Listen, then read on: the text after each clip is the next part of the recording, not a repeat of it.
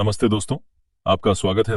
आज हम बात करेंगे 2019 की एक ड्रामेटिक थ्रिलर मूवी पैरासाइट के बारे में, जो 2019 की ऑस्कर जीतने वाली पहली विदेशी भाषा की फिल्म थी। कहानी की शुरुआत में हम देखते हैं सोल के एक छोटे से तहखाने जैसा अपार्टमेंट में किम परिवार अपनी जिंदगी गुजारने की पूरी कोशिश कर रही थी। पिता कीटेक, माँ चुंगसुक, बेटी कीवू और बेटा कीजुंग। क्योंकि उनकी आर्थिक स्थिति खराब थी, वे अपना घर चलाने के लिए पिज्जा बॉक्स बनाते थे और किसी तरह गुजारा करने की कोशिश कर रहे थे। लेकिन यह नौकरी घर का खर्च चलाने के लिए काफी नहीं थी। छोटी छोटी चीजों के लिए उन्हें संघर्ष करना पड़ता था। वह इतने मजबूर हैं कि वाईफाई चुराने के लिए बाथरूम की खिड़की के पास अपने फोन इस्तेमाल करते हैं, या फिर अपने घर की खिड़कियां खुली छोड़ देते हैं ताकि कीटनाशक का जहरीला धुआं अंदर आ सके और कीड़ों से छुटकारा मिले, भले ही उन्हें खुद धुएं में सांस लेना पड़े। फिर एक दिन कीवो का दोस्त, जो उसके साथ यूनिवर्सिटी में पढ़ता था, उनके घर पर आता है। वो कीवो को एक पत्थर देता है और कहता है कि मेरे दादा ने यह तुम्हारे लिए भेजा है। आमतौर पर उस पत्थर को बहुत खास समझा जाता था और उसके बारे में ये ख्याल था कि जिसके पास भी वो पत्थर होता है उससे खुशियां और संपत्ति की प्राप्ति होती है। फिर दोनों बैठकर बातें करते हैं और की जुंग अपने दोस्त को अपनी फाइनेंशियल हालत के बारे में बताता है। तब उसका दोस्त उसे कहता है कि मैं हायर स्टडी के लिए बाहर जा रहा हूँ, तो जिस लड़की को मैं ट्यूशन पढ़ाता था तुम उसे इंग्लिश पढ़ा सकते हो, जो कि बहुत अमीर परिवार की बेटी है। तब की वो कहता है कि मेरे पास तो कॉलेज की डिग्री भी नहीं है, वो लोग मुझे काम क्यों देंगे। तब उसका दोस्त कहता है सेना में रहने और 4 बार यूनिवर्सिटी एंट्रेंस एग्जाम देने के कारण तुम्हें अच्छी अंग्रेजी आती है और तुम्हारी बहन की झुंग दस्तावेजों में हेराफेरी करके फेक यूनिवर्सिटी डिग्री बना सकती है, क्योंकि वह फोटोशॉप में माहिर है। वे लोग बहुत सीधे साधे हैं, वह तुम्हारे डॉक्यूमेंट बारीकी से चेक नहीं करेंगे और इसलिए मेरा सिफारिश ही काफी होगा। फिर फेक डिग्री और सारे डॉक्यूमेंट रेडी करने के बाद अपने सबसे अच्छे कपड़े पहनकर एक दिन की वो पार्क फैमिली के घर जाता है, जो शहर के फैंसी हिस्से में है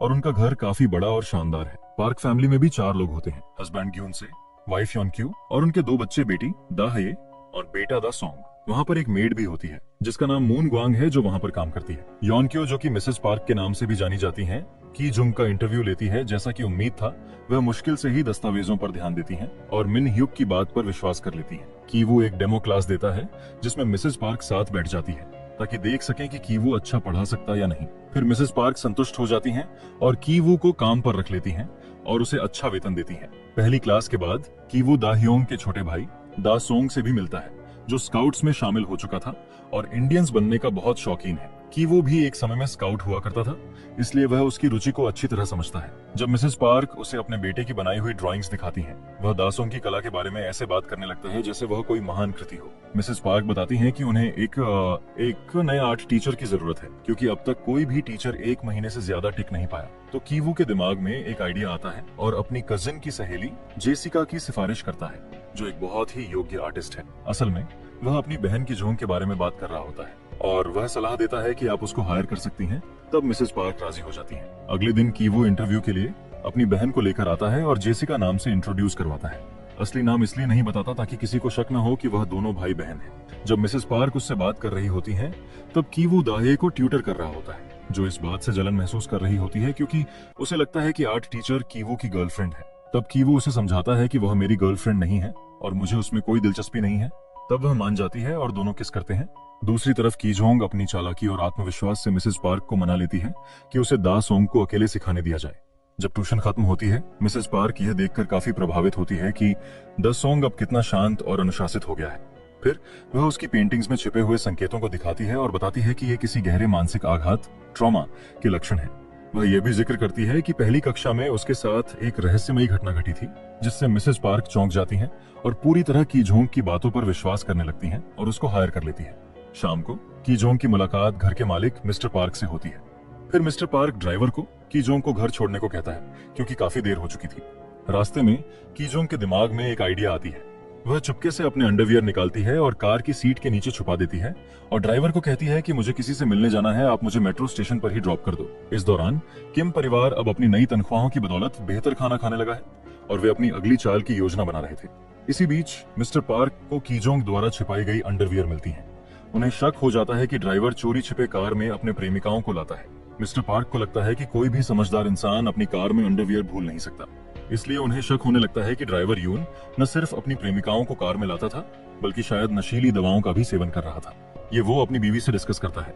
जब कीजोंग ट्यूशन खत्म होने के बाद निकलती है, तो मिसेस पार्क उसे रोक लेती हैं और उस रात की बात पूछती है जब ड्राइवर ने उसे ड्रॉप किया था। तब कीजोंग मौके का फायदा उठाती है और बताती है कि ड्राइवर ने जबरदस्ती उसे घर छोड़ने की कोशिश की, जबकि उसने सिर्फ स्टेशन पर ड्रॉप करने के लिए कहा था। यह सुनकर मिसेस पार्क तय करती हैं कि वे किसी बहाने से ड्राइवर को नौकरी से निकाल देंगी। तब की झोंक चालाकी से सुझाव देती है कि एक मैच्योर और अनुभवी कर्मचारी ज्यादा भरोसेमंद होता है। फिर वह अपने चाचा के पुराने ड्राइवर को काम पर रखने की सिफारिश करती है। बेशक यह ड्राइवर कोई और नहीं बल्कि उसके पिता कीटेक होते हैं, जो पहले भी एक समय पर प्रोफेशनल ड्राइवर रह चुके थे। फिर मिस्टर पार्क कीटेक का ड्राइविंग टेस्ट लेता है। वह अपनी गुड मैनर्स और शहर की गहरी जानकारी से मिस्टर पार्क को प्रभावित कर देते हैं। बिना जीपीएस के ही वे सही रास्ता पकड़ लेते हैं, जिससे मिस्टर पार्क को लगता है कि वह बेहद अनुभवी हैं। उनकी ड्राइविंग इतनी स्मूथ होती है कि जब वे मोड़ लेते हैं तब भी मिस्टर पार्क के हाथ से उनकी कॉफी की एक बूंद भी नहीं गिरती। इससे खुश होकर मिस्टर पार्क बिना किसी हिचकिचाहट के वहीं पर कीटेक को नौकरी पर रख लेते हैं और वह तीनों वहां पर नौकरी करना शुरू कर देता है। वह लोग एक दूसरे से अनजान बन के काम करते हैं ताकि पार्क फैमिली को शक न हो कि वह एक ही परिवार के सदस्य हैं। अब चारों मिलकर एक प्लान बनाते हैं जो सबसे कठिन था, घर की मेड मून ग्वांग को हटाना और अपनी माँ को उसके जगह काम दिलवाना। मून ग्वांग न सिर्फ जिद्दी और चालाक है बल्कि इस घर में पहले रहने वाले परिवार के समय से काम कर रही है। इसका मतलब है कि उसे निकालना आसान नहीं होगा और किम परिवार को इसके लिए एक और चतुर चाल चलनी होगी। एक दिन कीवू को दासोंग से बात करते हुए पता चलता है कि घर में पीच लाने की सख्त मनाही है क्योंकि मून ग्वांग को इससे एलर्जी है। यह जानकर वह और की जोंग एक प्लान बनाते हैं। जब मून ग्वांग ध्यान नहीं देती तो वे चुपके से उस पर पिच के पाउडर फेंकते हैं, जिससे उसको एलर्जी हो जाती है और वह हॉस्पिटल चली जाती है। और जब वह हॉस्पिटल में होती है तब कीटेक भी वहां पहुंच जाता है और मौका देखकर चालाकी से एक सेल्फी लेता है जिसमें मून ग्वांग बैकग्राउंड में खांसती हुई दिखती है। बाद में वह यह तस्वीर मिसेज पार्क को दिखाता है और उन्हें यह यकीन दिलाता है कि उसने मून ग्वांग को टीबी होने की बात करते सुना था, लेकिन मिसेज पार्क उस बात पर यकीन नहीं करती। फिर वह अपनी बेटी की जोंग को मैसेज ड्रॉप करता है कि हम 3 मिनट में घर पहुंच जाएंगे। मैसेज देखते ही की जोंग दोबारा से पीच का पाउडर मून ग्वांग पर डाल देती है और उसे फिर से खांसी होना शुरू हो जाती है। और इस दौरान मिसेज पार्क भी वहां पहुंच जाती है और मून ग्वांग एक टिश्यू इस्तेमाल करती है और फिर उसे डस्टबिन में फेंक देती है। फिर कीटेक डस्टबिन की तरफ जाता है जहां उसने टिश्यू फेंका था। टिश्यू पर वह केचप गिरा देता है और अपनी मालकिन को दिखाता है, जिससे उसे यकीन आ जाता है कि मून ग्वांग को टीबी है। मिसेस पार्क, जो घर में किसी बीमार कर्मचारी को रखने से डरती हैं, कीटेक से वादा लेती हैं कि वह उनके पति को इस बारे में कुछ नहीं बताएगा। फिर एक बहाना बनाकर वह मून ग्वांग को नौकरी से निकाल देती हैं और मिस्टर पार्क को यह कहकर समझा देती हैं कि मून ग्वांग ने खुद ही नौकरी छोड़ दी। मिस्टर पार्क को घर में ठीक से खाना न बनने और सफाई न होने की चिंता होने लगती है। यह देखकर कीटेक उसे एक प्रतिष्ठित एजेंसी का विजिटिंग कार्ड देता है जहां वह कभी काम करने वाला था और कहता है यह एजेंसी भरोसेमंद कर्मचारियों की सुविधा देती है। लेकिन असल में यह भी किम परिवार की एक और चाल होती है। कार्ड पर दिया गया फोन नंबर असल में की जोंग ने इसी मकसद के लिए लिया था। जब मिसेस पार्क उस नंबर पर कॉल करती हैं तो की जोंग एक पेशेवर सचिव की तरह बात करती है। वह मिसेस पार्क से डॉक्यूमेंट और प्रोसेस पूरी करने की बात करती है जिससे एजेंसी असली लगे और उन्हें कोई शक न हो। आखिरकार चुंगसुक को नए हाउसकीपर के रूप में काम पर रखा गया। पूरा किम परिवार वहां काम करने लगा और किसी को शक भी नहीं होता। लेकिन दासों को थोड़ा शक होता है क्योंकि घर के सभी नए कर्मचारी एक जैसी स्मेल करते हैं और यह बात वह कहता भी है, लेकिन क्योंकि वो बच्चा है कोई उसके बात पर ध्यान नहीं देता। एक दिन पार्क परिवार कैंपिंग ट्रिप पर जाने की तैयारी करता है और चोंगसुक को घर की देखभाल की जिम्मेदारी सौंप देता है। जैसे ही वे निकलते हैं, किम परिवार के बाकी सदस्य मौके का फायदा उठाते हैं और घर में घुस जाते हैं। वे आराम करने लगते हैं, महंगे खाने पीने का आनंद लेते हैं और बिना किसी झिझक के ऐशो आराम का मजा लेते हैं। किम परिवार डिनर के दौरान भविष्य के सपने बुनते हैं। बाहर तेज तूफान आ रहा होता है। तभी अचानक डोरबेल बजती है। अगर आप अब तक इस वीडियो को एंजॉय कर रहे हो तो प्लीज इस वीडियो को लाइक, कमेंट, शेयर और साथ ही चैनल को सब्सक्राइब करना ना भूलें। दरवाजे पर मून ग्वांग खड़ी होती है, भीगती हुई और घबराई सी। वह कहती है कि जब उसे जल्दी में निकाला गया था तो वह बेसमेंट में कुछ भूल गई थी और उसे लेने आई है। किम परिवार तुरंत छिप जाते हैं। चोंगसुक उसे अंदर आने देती है, लेकिन तहखाने में जाने के बाद मून ग्वांग काफी देर तक बाहर नहीं आती। यह देखकर चोंगसुक को शक होता है और वह यह देखने के लिए नीचे जाती है कि आखिर मून ग्वांग कर क्या रही है। तब चोंगसुक वहां जाकर देखती है कि वह एक कबर्ड को धकेल रही होती है। वो उससे हिल नहीं रहा था क्योंकि उसके नीचे एक प्लेट फंसी थी। जैसे ही से वो उस प्लेट को निकाल देती है और वो अलमारी अपनी जगह से हट जाती है। उस अलमारी के नीचे दरअसल एक रास्ता होता है, एक खुफिया रास्ता जो नीचे की तरफ जा रहा होता है। चुंगसुक वहां पर चली जाती है और देखती है वहां पर एक आदमी है। दरअसल वह मून ग्वांग का हस्बैंड था।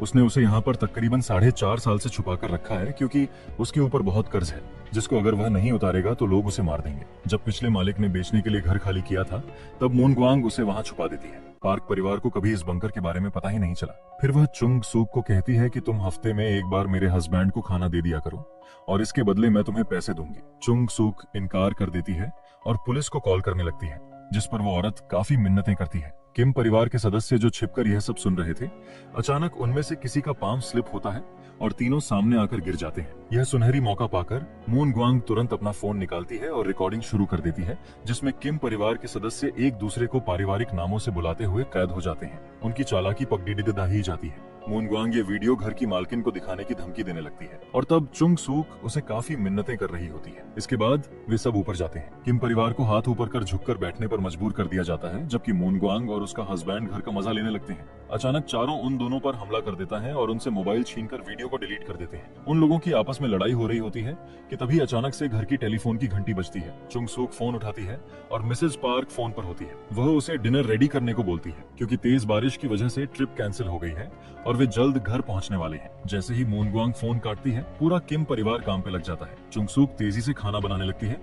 कीट एक ग्यून साए को घसीटकर बेसमेंट में ले जाता है और उसे बांध देता है। कीजंग जल्दी जल्दी कचरा फर्नीचर के नीचे छिपाने लगती है। इसके बाद की वो बेहोश मून ग्वांग को भी बेसमेंट में ले जाता है और फिर ऊपर जाकर उसकी डायरी को वापस रखने जाता है। तभी पार्क फैमिली घर पहुंचते हैं। तब की वो दाहिये के बिस्तर के नीचे छिप जाता है और की जोंग मेज के नीचे लुढ़क जाता है। मून ग्वांग होश में आते ही भागने की कोशिश करती है, लेकिन चुंग सूक उसे जोर से धक्का देकर फिर से बेसमेंट में गिरा देती है। मून ग्वांग का सिर जोर से टकराता है और वह दोबारा बेहोश हो जाती है। कीटेक उसकी बेहोश शरीर को घसीटकर वहां ले जाता है जहां उसका पति पहले से ही मौजूद है। वह लाइट स्विच से अपना सिर मार रहा होता है, दीवार पर चिपकाए गए मोर्स कोड गाइड का अनुसरण करते हुए। क्योंकि दासोंग एक स्काउट है, ग्यूनसाई को उम्मीद है कि एक दिन वह उसका मोर्स कोड संदेश पढ़ लेगा, लेकिन की टेक को यह विचार पूरी तरह बेतुका लगता है। वह ग्यूनसाई को एक पाइप से बांध देता है और वहां से चला जाता है। ऊपर डिनर के दौरान मिसेस पार्क चुंग सूक से दासोंग के पहले ग्रेड में हुए दर्दनाक अनुभव के बारे में बात करती है। वह बताती है कि एक रात दासोंग अपना जन्मदिन का केक चुराने के लिए चुपके से किचन में गया था,